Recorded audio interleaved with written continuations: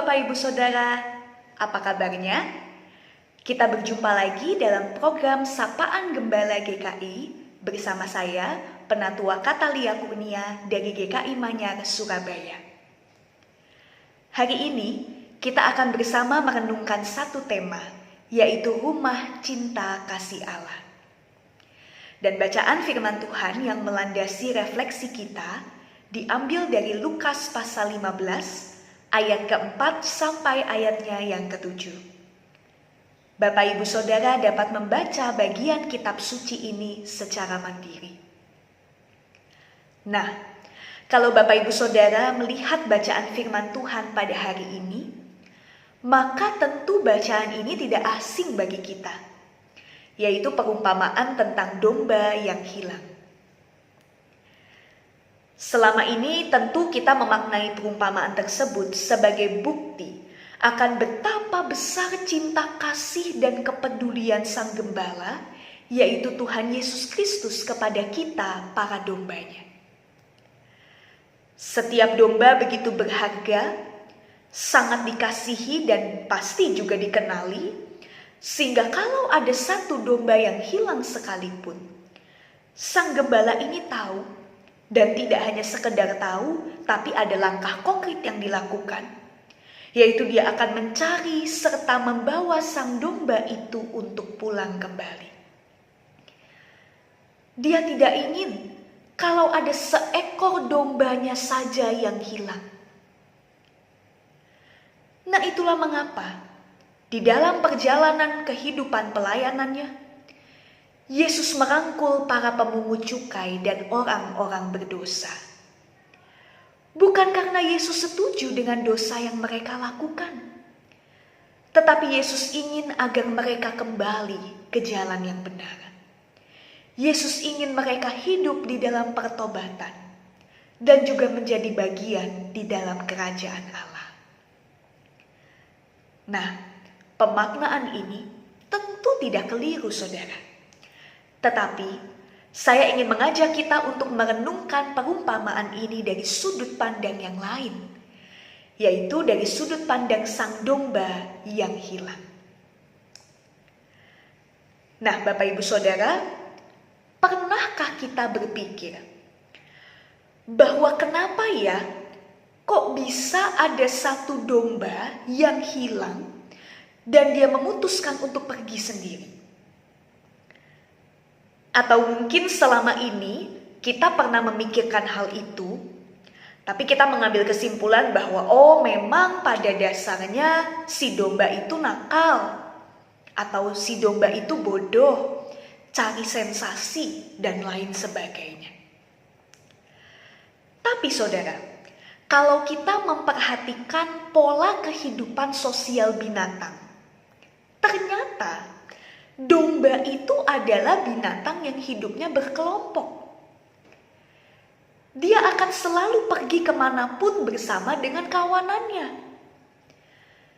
Sehingga kalau kita tahu natur alamiah domba yang memang senang berkelompok, dan ketika kita membaca perumpamaan ini, bahwa ada satu domba yang memilih untuk keluar dari kawanan dan berjalan sendiri, maka bukankah sangat mungkin si domba itu pergi bukan karena dia nakal, bukan pertama-tama karena dia bodoh, tapi bisa saja karena ada masalah yang terjadi di dalam kawanan domba itu.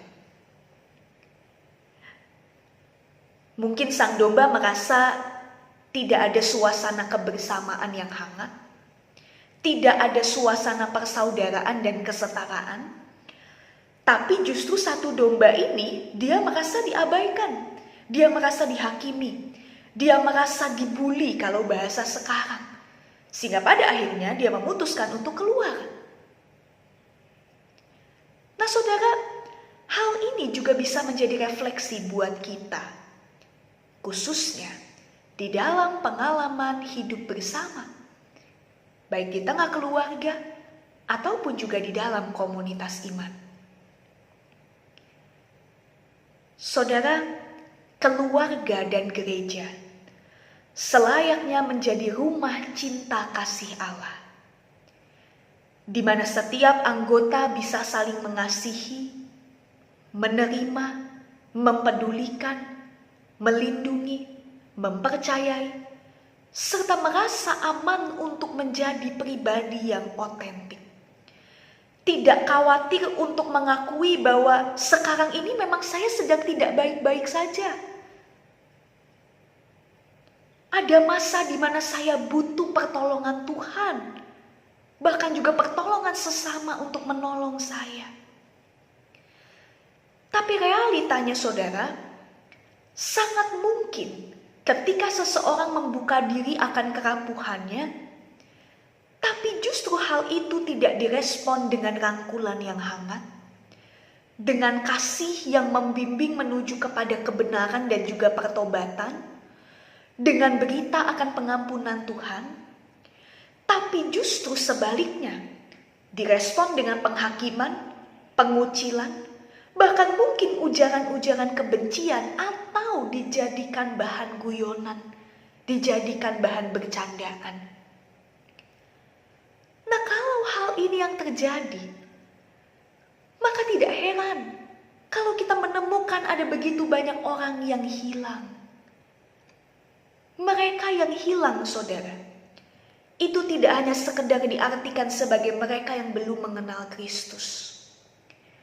Mereka yang hilang tidak hanya diartikan sebagai mereka yang mungkin sudah tidak terlihat lagi di gereja, atau mereka yang memutuskan untuk berpisah dari keluarga dan tinggal jauh dari keluarga. Tapi bisa jadi mereka yang ada di sekitar kita, mereka adalah domba yang terhilang. Ketika mereka kehilangan arah hidup dan merasa putus asa, ketika iman mereka mulai melemah dan tidak ada satupun yang peduli dan menolong, dan ketika mereka merasa tidak punya rumah yang mengasihi, menghargai, melindungi, maupun menjadi rekan seperjalanan di dalam kehidupan mereka.